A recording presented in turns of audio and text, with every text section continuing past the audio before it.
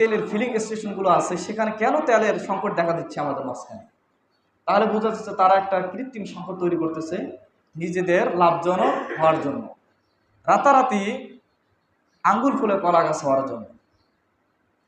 এর পরিণতি সম্পর্কে রাসূল সাল্লাল্লাহু আলাইহি ওয়াসাল্লাম অনেক ভয়াবহ তথ্য দিয়েছেন। আসসালামু আলাইকুম ওয়া রাহমাতুল্লাহি ওয়া বারাকাতুহু।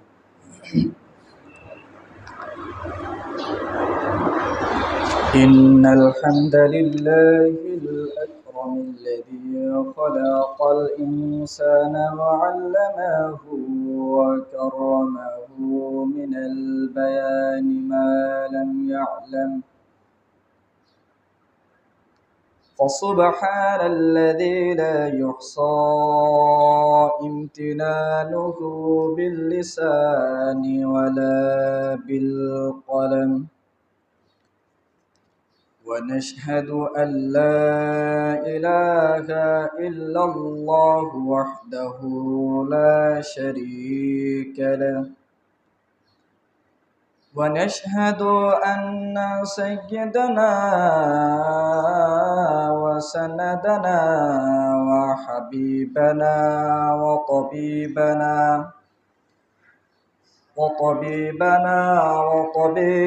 قلوبنا أولانا ومولانا محمدا عبده ورسوله، أرسله بالحق بشيرا ونذيرا وداعيا إلى الله بإذنه وسراجا وقمرا منيرا. أما بعد، فقد قال الله تبارك وتعالى في كلامه المجيد وفرقانه الحميد: أعوذ بالله من الشيطان الرجيم،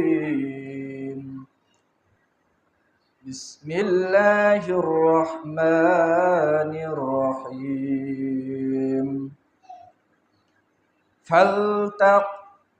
فالتقطه آل فرعون ليكون لهم عدوا وحزنا، إن فرعون وهامان وجنودهما كانوا خاطئين.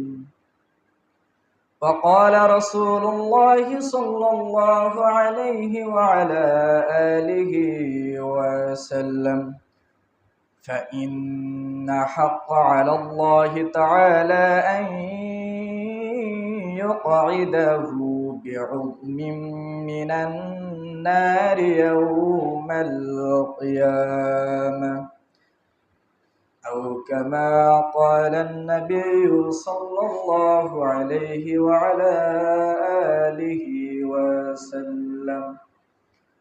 صدق الله العظيم وصدق رسوله النبي الكريم، ونحن على ذلك لمن الشاهدين والشاكرين، والحمد لله رب العالمين.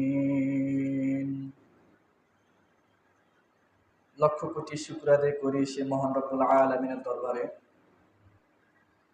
যে আল্লাহ পাক রব্বুল আলামিন আমাদেরকে পূর্বে জুমা থেকে এই জুমা পর্যন্ত হায়াত ও তয়্যিবা দান করেছেন। আল্লাহ পাক রব্বুল আলামিন আমাদেরকে পরিপূর্ণ সুস্থতা দান করে তার ঘরে এসে বসার তৌফিক দান করলেন। এর জন্য আমরা সকলে শুকর আদায় করি, সকলে বলি আলহামদুলিল্লাহ। দরুদ ও সালাম বর্ষিত হোক সাইয়্যিদুল কাওনাইন রাহমাতুল আলামিন মুহাম্মদ আরবি মুস্তাফা সাল্লাল্লাহু আলাইহি ওয়াসাল্লামের প্রতি, সকলে বলি সাল্লাল্লাহু আলাইহি ওয়াসাল্লাম। সম্মানিত উপস্থিতি, আজকে আমার আলোচনার বিষয় হচ্ছে কৃত্রিম সংকট ও মজুতদারি। আমরা বর্তমান এমন সময়ে এসে উপনীত হয়েছি যে বর্তমান সময়ে মানুষ বাজারে গেলেই বলতে থাকে যে দ্রব্যমূল্যের দাম এখন আগুন বরাবর,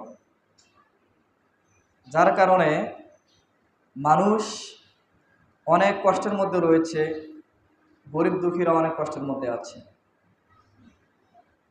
হাদিসের পরিভাষায়, ইসলামী শরীয়তের পরিভাষায় এই কৃত্রিম সংকট, এই গুদামজাত, এই মজুতদারিকে আরবিতে বলা হয়, পরিভাষায় বলা হয় ইহতিকার, অর্থাৎ কৃত্রিম সংকট তৈরি করা, মাল গুদামজাত করা।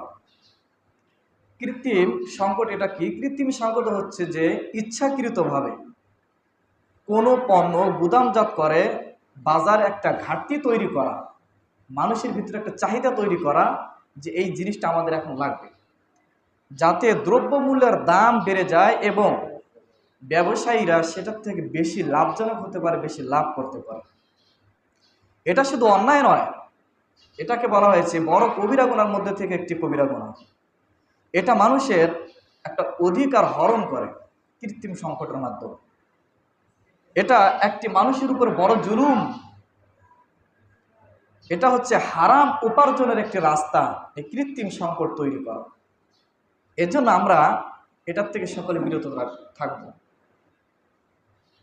ইহতিকার অর্থাৎ কৃত্রিম সংকট তৈরি করা, মজুতদারি করা, এর পরিণাম কি হবে? যারা এই কাজগুলো করে তাদের পরিণাম কি হবে? রাসূল সাল্লাল্লাহু আলাইহি ওয়াসাল্লাম তাদের সম্পর্কে অনেকগুলো হাদিস বর্ণনা করেছেন, তাদের কি কি হতে পারে। তারা তো দুনিয়ার মধ্যে ক্ষতিগ্রস্ত, আখিরাতেও ক্ষতিগ্রস্ত। খসরত দুনিয়া ওয়াল আখিরা, তারা দুনিয়াতেও ক্ষতিগ্রস্ত, আখিরাতেও ক্ষতিগ্রস্ত। বর্তমান সময়ে দেখা যাচ্ছে যে সংসদে ভাষণ হচ্ছে আমাদের দেশের মধ্যে তেলের কোনো অভাব নাই, পর্যাপ্ত পরিমাণ মজুত রয়েছে। তাহলে কেন আমাদের যে তেলের ফিলিং স্টেশনগুলো আছে সেখানে কেন তেলের সংকট দেখা দিচ্ছে আমাদের মাঝখানে? তাহলে বোঝা যাচ্ছে তারা একটা কৃত্রিম সংকট তৈরি করতেছে নিজেদের লাভজনক হওয়ার জন্য, রাতারাতি আঙ্গুল ফুলে কলা গাছ হওয়ার জন্য। এর পরিণতি সম্পর্কে রাসূল সাল্লাল্লাহু আলাইহি ওয়াসাল্লাম অনেক ভয়াবহ তথ্য দিয়েছেন। বর্তমান আপনারা দেখেছেন অনলাইনে, ইসরায়েলের মধ্যে আল্লাহ পাক রব্বুল আলামিন এক ধরনের পাখি পাঠিয়েছে, যেটা আমরা কাকের মতো দেখতেছি। এটারও কিছু দিক নির্দেশনা রয়েছে। এটার তারা বোঝাচ্ছে সেখানে তাদের অভাব অনটনের মধ্যে তারা পড়বে। সেটাই আজকে আমরা মুসলিম রাষ্ট্রের মধ্যে এই কাজগুলো করতেছি, কৃত্রিম একটা সংকট তৈরি করতেছি।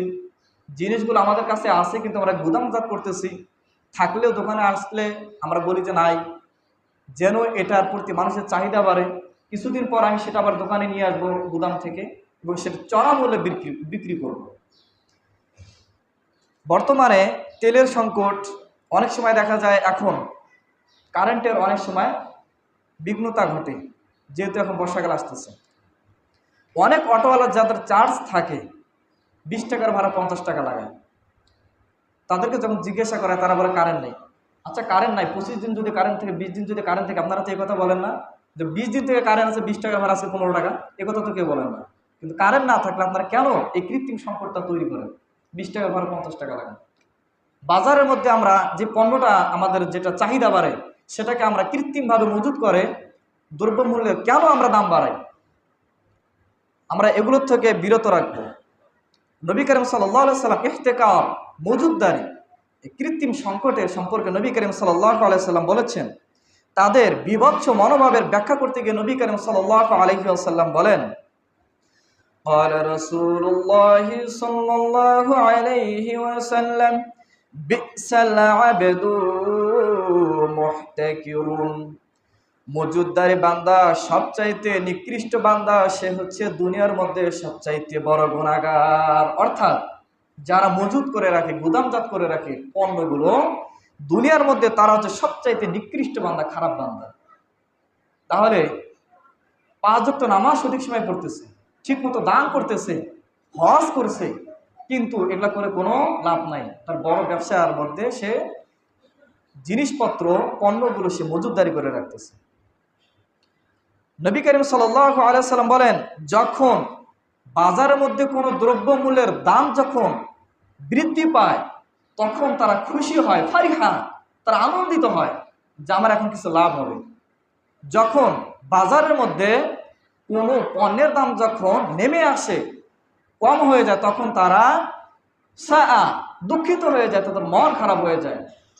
এরাই হচ্ছে কৃত্রিম সংকটকারী মজুতদারি, যাদের মনোভাব যখন কোনো পণ্যের দাম বৃদ্ধি হবে তারা খুশি হবে, এবং যখন কোনো পণ্যের দাম কমে আসবে তাদের মন খারাপ হবে। এরাই হচ্ছে মজুতদারি। নবী করিম সাল্লাল্লাহু আলাইহি ওয়াসাল্লাম আরেক হাদিসের মধ্যে বলেন, قال رسول الله صلى الله عليه وسلم من احتكر خاطئون। গুনাহগার বান্দা অর্থাৎ অপরাধীরাই কেবল তারা বাজারের মধ্যে স্টক করে রাখে তাদের মালগুলো, পণ্যগুলো তাদের মজুতদারি করে রাখে, যেন তারা বাজারের মধ্যে একটি কৃত্রিম সংকট তৈরি করতে পারে এবং নিজেদের মালগুলো, নিজেদের পণ্যগুলো তারা চড়া মূল্য বিক্রি করতে পারে। কারা?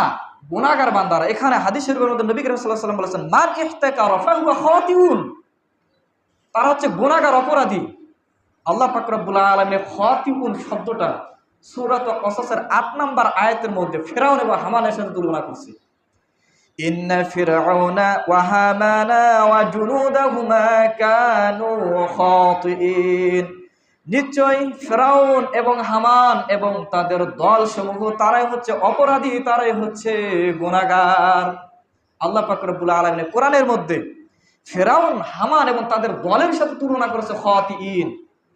নবী করিম সাল্লাল্লাহু আলাইহি ওয়াসাল্লাম হাদিস শরীফের মধ্যে ওই শব্দটা ব্যবহার করছে কাদের জন্য? যারা বাজারের মধ্যে মাল স্টক করে রাখে, কৃত্রিম সংকট তৈরি করে, মজুতদারি করে রাখে, তাদের সাথে এই শব্দটা নবী করিম সাল্লাল্লাহু আলাইহি ওয়াসাল্লাম হাদিস শরীফের মধ্যে প্রয়োগ করছেন। তাহলে কত বড় কথা বলেছেন।